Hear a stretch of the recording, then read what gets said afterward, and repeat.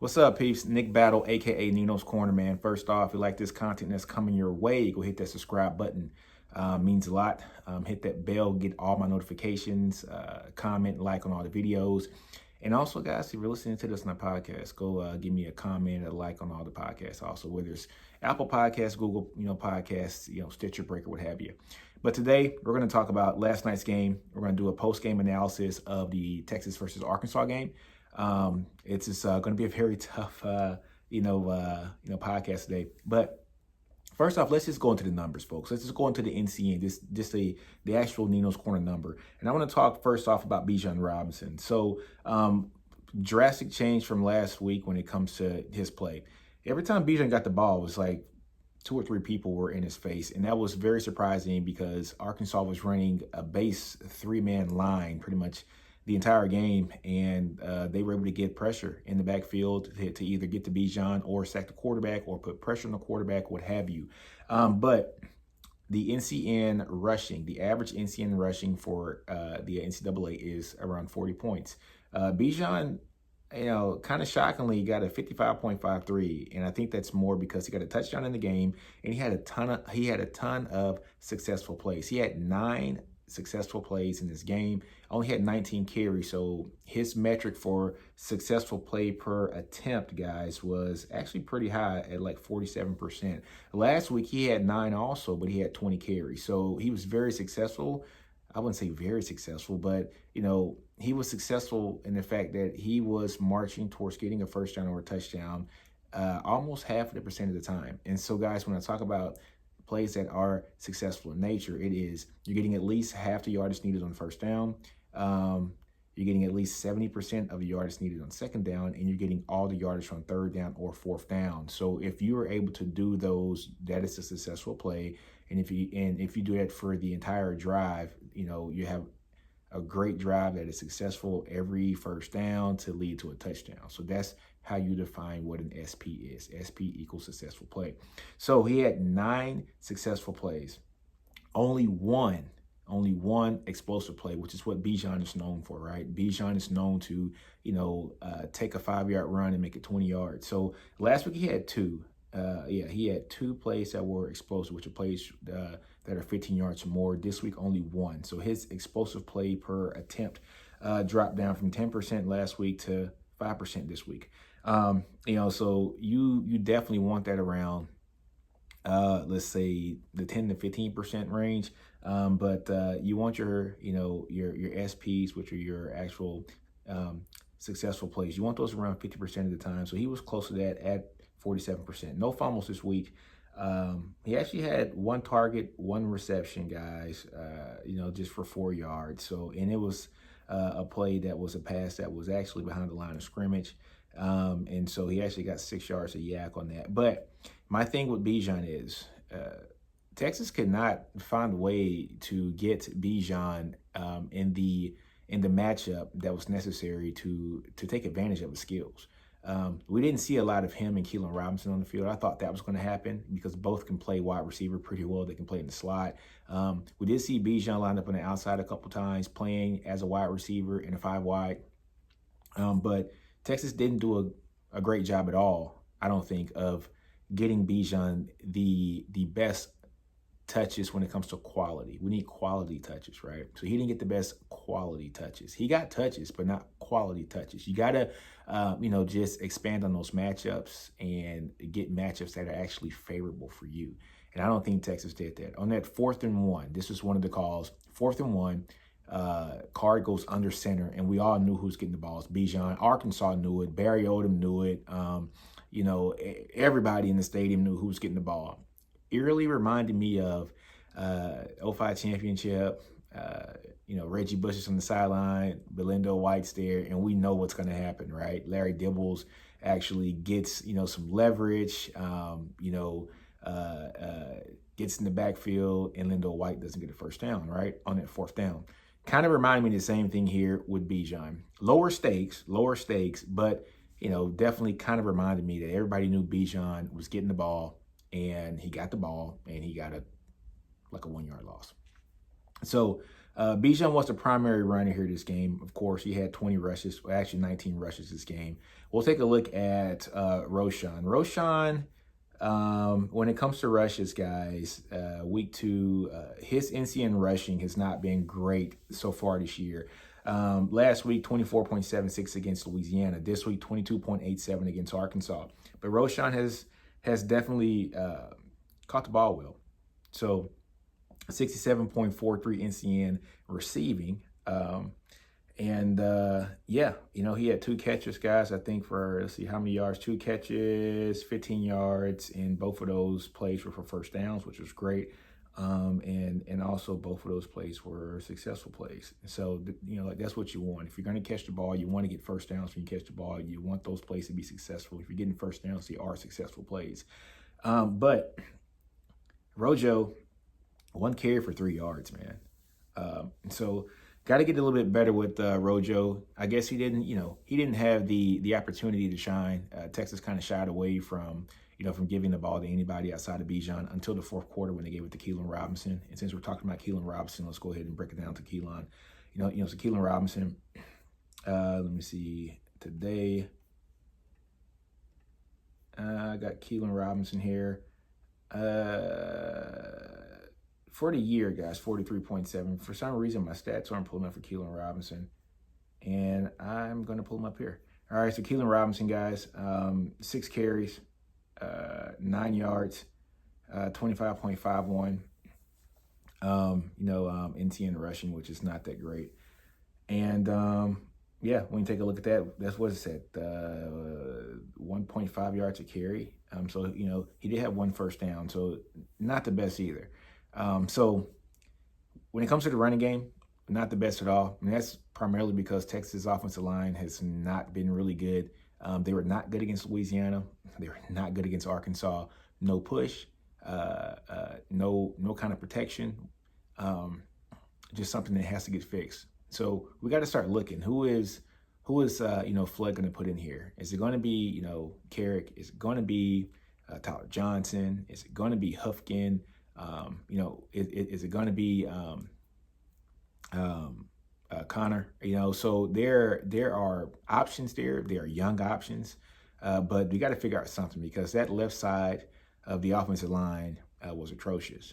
And so this is what it is. I think everybody saw it, down from the left tackle to the left guard. I like Jake Majors a lot at center, but even he was overwhelmed. He's not the biggest of guys. So I guess Texas' only saving grace is that this Arkansas defensive line, probably the best line that they're going to see this year. But it begs, the question that Texas, what does Texas have to do to get better? They're looking at trying to get to the SEC next year or the year after next. Probably 22 is what they're looking at. But Texas has to get really stout on that offensive line and on that defensive line too, but we'll definitely get to that in a minute. But that offensive line got abused. And, let's just keep it honest. Arkansas is not one of the better teams, in the SEC. They won 4 games last year. They kind of continuously hover, between the 4 to 6 win range. So you're looking at your average meal team in the SEC, an average team, maybe even a below average team, and they just manhandled Texas, and they did it across the line. So you see Texas needs to get stronger in the line. They got to get a Devin Campbell. They got to get a Cam Dewberry. They've got to get folks of that ilk so that they can build up that offensive line. They did a great job of getting Connor Robinson, a great job of getting Cole Hudson, but they need 4 or 5 more big bodies that are no-kidding trench warriors to come here, especially if Texas is going to be in the SEC next year. If they're going to be in the SEC next year, this is going to spell problems. And I didn't think that it was going to be this bad. I thought that Texas was going to be in a position to compete with Arkansas. I actually had them winning this game 34-24. But man, it was 40 to 21, and it honestly probably should have been 47-21. Arkansas eased up off the gas in that last drive. They would have scored, and it would have been 47-21. So, like I said, Texas has to bolster that offensive line. They have to. But neither here nor there. Let's talk about the wide receivers now. So talking about the wide receivers, who's our guy wide receiver? Hudson. right? No, not Hudson. Whittington, Jordan Whittington. So Jordan Whittington is our guy. He is our bell cow at the wide receiver position. Last week, he had an outstanding game last week, 86.8 points, when it comes to the NCN. This week, not so much, guys. 10 targets, 5 receptions, 32 yards. I got 1 first down. So 1 first down out of 5 catches. Not good for a wide receiver. Not at all. How many explosive plays? 1 explosive play. 2 successful plays out of his 5 catches, but 2 successful plays out of his 10 targets. So you're looking at a guy with a 20% successful play per target rate, and he had 15 yards after catch. So 15 yards after catch, almost half his yards came off of Yak. And he had 2 drops, guys. And so 2 drops, and the drops per target, it was horrible, man. So 2 drops per target, man. So 20%, but drops per reception, you're looking at a 40% drops per reception. But a 20% drops per target. 2 drops is something that you don't need from your number 1 wide receiver. So like I said, 19.96, NCN when it comes to the receiving side of the house, which is more than 20 points below the NCAA average. Now, I'm not going to put all this on. Yeah, I'm not going to put all of it on Jordan Whittington. That 1 pass that was thrown in the end zone by Hudson Card, that should have been a touchdown. And a lot of folks are saying that Jordan, probably should have adjusted better to the ball or what have you.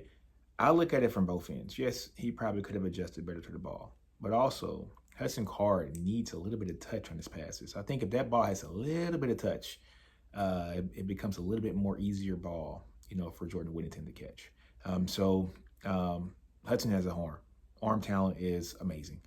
But every ball doesn't have to be a laser. And that's kind of, what guys like Michael Vick had to learn.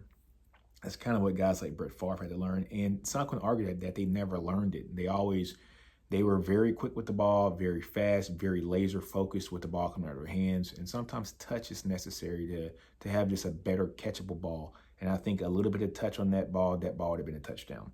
But of course, it wasn't a touchdown. It led to a field goal attempt that was missed wide right by Dicker, the kicker. And we'll talk about Dicker later.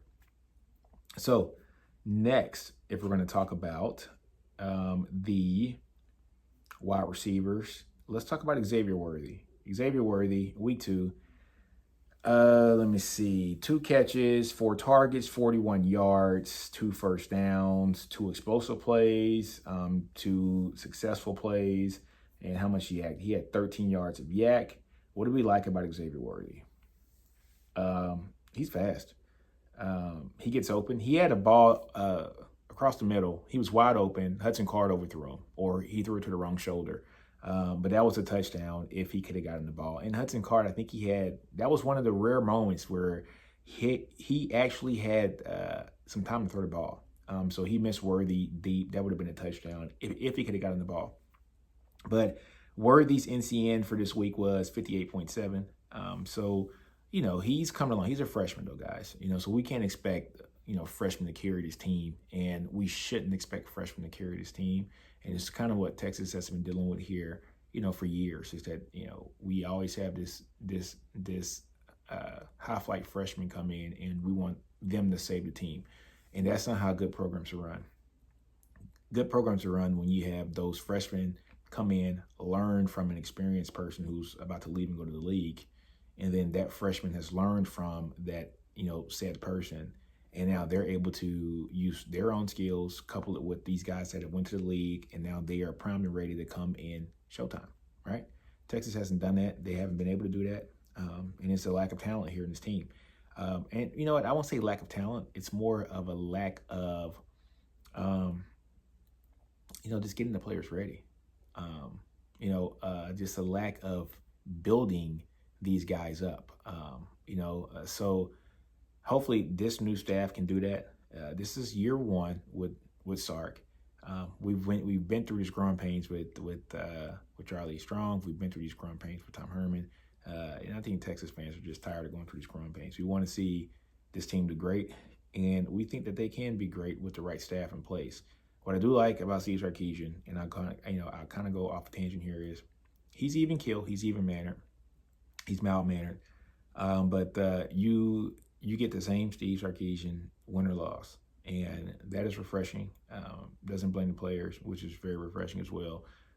He kind of took the onus, like last night, and said that, hey, we didn't execute, we didn't coach the best, but yeah, we got to see. Time will tell. Time will tell. But we got to, get those trench warriors first. That'll help out everything. But for that play against Arkansas, Xavier Worthy was wide open. Hudson Card missed. I think he went over the right shoulder. He's probably expecting over the left shoulder. Next person on the list, we're going to talk about wide receivers, which, if I'm not mistaken, 4 guys got catches or targets yesterday, and that's Dixon, Josh Moore, Xavier Worthy, and Jordan Whittington.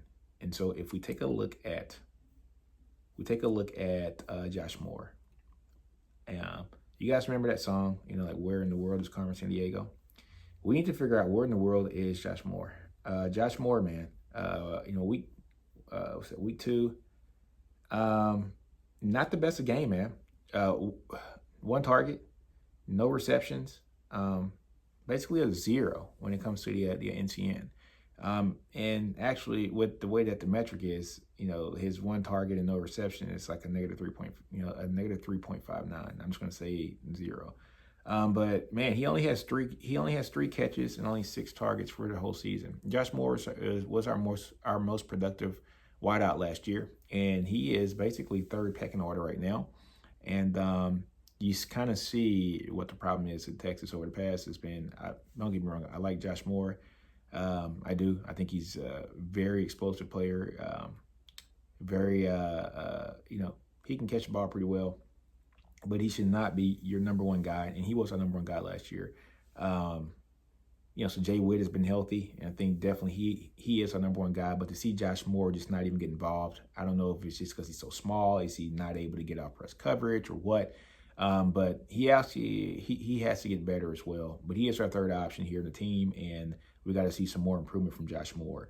But not much to say about Josh Moore. And you know what? The guy who might be taking some snaps from him is somebody who showed something at the end of this game here with Casey Thompson, and that is Moochie Dixon, man. Kevontae Dixon, Moochie, everybody knows him as Moochie. I like him. 6 foot 100 and was a 179-pound guy, man. Moochie had a good game, man. He had a good game. This is times when you take advantage of what is in front of you. You go out there and get it, and you make it happen. 2 targets, 2 receptions, 26 yards, 2 first downs, 2 successful plays, 1 explosive play, no drops. So I like Moochie. I like Moochie a lot. He actually set up, catching that ball there at the 1 yard line, set up that scoring drive where Casey ran it in for a touchdown. But Moochie's tough, man. And I think him and Casey kind of have something going on with each other, because even during the bowl game, Casey found him deep. Today, Casey found him twice. So it's almost like, like Moochie might be his security blanket. So good game for him. Maybe we'll see some more of Moochie here in the next game against Rice. We shall see. But that's it when it comes to the wide receivers. That's it when it comes to the running backs. The tight ends, guys, nothing really to see from the tight ends. Over this season, Texas only has 3 targets to tight ends this season, which I thought the tight end was going to be, utilized a little bit more in his passing game. But 3 targets so far this season. We're 2 games through. We got 10 games left. K. Brewer has 2 targets. Juan Davis has 1. So we've got to get better at spreading the ball around. But I kind of understand why not. Our offensive line has not been that good. So they got to keep our tight ends in to actually block, instead of having some kind of release to go catch a ball. They are continuously in helping out these tackles, chip off the ends, the whole 9, even with a 3-man front, which is very alarming when your tight end has to help your tackles with a 3-man front. Another conversation. So that's it when it comes to the NCN numbers, guys. But let's talk about some of the other things that we saw here in this game. Let's talk about the offensive line, of course. Offensive line has to get better. Let's talk about Hudson Card. Hudson Card, man. Hudson Card has happy feet. And I've been saying it since the spring game. And you guys can check, you can go back on my other podcast and see Hudson Card is a little antsy in that pocket. When it's not a clean pocket, he gets happy feet. And Hudson Card getting happy feet, it's not good. You want your quarterback to be poised. You want your quarterback to be calm. You want your quarterback to be able to diagnose a play and make the best decision. You want your quarterback to be decisive. You don't want them indecisive. And I thought Hudson Card was very indecisive. I tweeted all through the game yesterday. Hudson could have ran the ball a couple times more than a couple times on first and second and third down. Hey, I understand that you scramble to look down the field to make a play, but also you take what is given to you. And Sam Pittman and Barry Odom were allowing Hudson the opportunity to run. He just wouldn't take it. So they would drop people back, and there you have it. Hudson didn't have an opportunity to complete balls, and he didn't want to run. And so we were kind of, playing with a quarterback with one hand tied behind his back because he was very indecisive when it came to running the ball. And this offense, with this offensive line not being the best offensive line that we have had here in recent years, you need a quarterback who was very decisive and very calculated when it's time to run. And that's why you saw when Casey Thompson got in the game, if the play wasn't there, if read 1, read 2 wasn't there, you didn't even see Casey go to his third read sometimes. He was like, bam, bam, okay, time to go. And he went and he ran for 2 touchdowns. I liked Casey coming out of the spring. I liked Casey coming out of that Alabama. I'm not the Alabama. We don't talk about Alabama because we play them next year. I like Casey coming out of that Colorado bowl game. I thought he was going to be the starter this year just for the simple fact he has waited his time. He's a seasoned veteran. He played very well. He made the best out of the situation when it comes to playing the actual quarterback position. He did a very good job in that bowl game. And I honestly think that Casey did very good in the time that was given to him in this fourth quarter. What I want to see Casey now do is he needs to play in minutes that matter. Minutes that matter. That's a tongue twister, guys. Sorry about that. Minutes that matter, meaning that he needs to play when the game is not either won or lost. It needs to be on Casey. Casey came in the bowl game when the game was not. That was not a decided game at all. I think we had to leave, but it was very slight, and our offense was playing like crap. Casey comes in, spark plug, puts a lot of points on the board. What Casey does have to do is shore up the ball to assure that he doesn't throw in any interceptions, which is some things that we saw. Even in the spring game, he led the team down to a touchdown drive right before going for a touchdown. Throws the ball, pick 6 by Shark, right? By Jameson.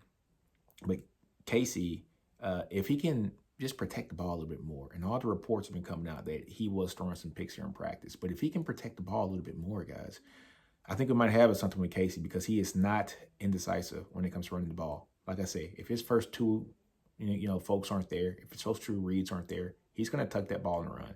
And that's what we need. We need yardage. I would rather have my quarterback scramble and get 4 yards on a first or second down and it's second and 6, rather than my quarterback just throw an incompletion or actually throw the ball away when he had yards there to go, or even check down, which people said Casey was a check down king here in camp. Well, check down is what we needed here yesterday. We needed to check down. We needed to check down to Bijan. I saw a couple times when Bijan had like one person on him, and the guy was 5-6 yards off him. A quick pass to him. I think Bijan makes a linebacker miss.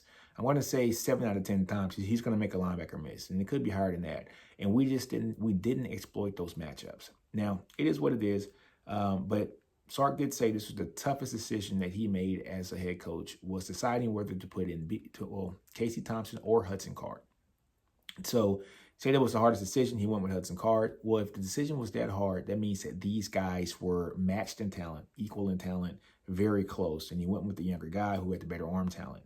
Now, I'm not saying Hudson's not going to be a good player. Hudson has all the skills, all the measurables, all the arm talent.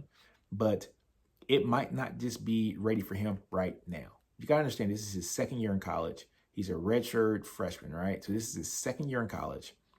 And let's be honest, he played wide receiver pretty much his whole career in high school, 1 year of high school ball as a quarterback. And here we are. We got a quarterback who, when the bright lights hit and everything's on you, it didn't look too good for him. When the bright lights were on Casey here this past year at the Alamo Bowl, Casey shined. So maybe Casey's one of those guys who doesn't practice well, like James Brown, I'm not saying he's Vince because Vince didn't practice well either, but when it came time to ball, Vince balled. When it came time to ball for James Brown balled. And maybe Casey Thompson is one of those guys who might not practice the best, but when it comes down to playing the game and doing what he has to do in the game, he balls out. So that's my takes, man. I think Casey has to start this Rice game. He has to get minutes that matter, meaning that the game is on him. Minutes that matter. I think Casey's use of his feet will open up the run game for Bijan as well, because you got to account for your running back running the ball. I think Casey running his feet will draw in some of those defensive backs a little bit more in, some of those linebackers in as in as well. More open shots for folks down the field. I just think Casey's more poised. I think he looks more comfortable in the pocket. So if I'm coach for a day, which I'm not, but I'm gonna like QB, like armchair QB this thing here on a Sunday, Casey Thompson has to start against Rice because Hudson has to calm down, and his indecisiveness cost Texas some points. And when you cost points early in the game on the road in hostile territory in the SEC, it's going to cost you wins. Yeah, those are my kind of hot takes here when it comes to what we saw yesterday. Very alarmed that our offensive line didn't do halfway decent. I was expecting them probably not to be the best, but I was expecting them to at least hold their own for, let's say, 55% of the game. That wasn't the case. Arkansas, they only rushed 3 folks a lot of the times, never getting pressure. 5 against 3, and they were still able to get pressure, get sacks, get tackles for loss, the whole 9. The Texas defensive line, for all the news that has been coming out about the Texas defensive line, that it might be the best position group here on the team. Maybe it was the best position group in the camps because they were going against our offensive line. And I don't mean to sound bad when I say that, but maybe they looked so good in camp because they were going against our offensive line. Now, I'm going to say, it's just me talking, Nino's Corner, Nick Battle, Nino's Corner talking here. I think our defensive line is good. I think we got the players up there. I think Coach PK is going to get them in the right position. Everybody's new to each other, which is something that you don't like to see all the time, but we need some continuity. I like Sweat. He has an NFL body. I like Coburn, another plug there in the middle. I like Alfred Collins, which we haven't seen play here in the last 2 games. I like Broughton. I do. I like, Agofu. I like, Jones. I do. I think we have pieces up there, but it's just a matter of us able to get those pieces to work together and do great things for this team. One thing that was alarming, Arkansas was up 16-0 at halftime. That game could have been really 28-0. It could have easily been 20-0. I was very surprised. I was very happy to see that the defense bent but didn't break in the red zone in the first half. Second half's a whole different story. They bent, but they didn't break. They stopped Arkansas from not getting touchdowns. But a lot of that was because Arkansas's quarterback is a runner. He's not really a passer, and he didn't light it up passing the ball. But the team did light it up running the ball, 333 yards rushing for the entire game. And I hear a lot of people say, hey, they had 333 yards rushing because the defense was tired, but our calling card is the defensive line is deep. We should be able to substitute guys in there that are fresh bodies that can be able to do their thing. And they didn't do their thing. Even though they allowed 333 yards, yes, a lot of them were in the second half, 190 of them. But guess what? 145 yards. Texas allowed 145 rushing yards in the first half.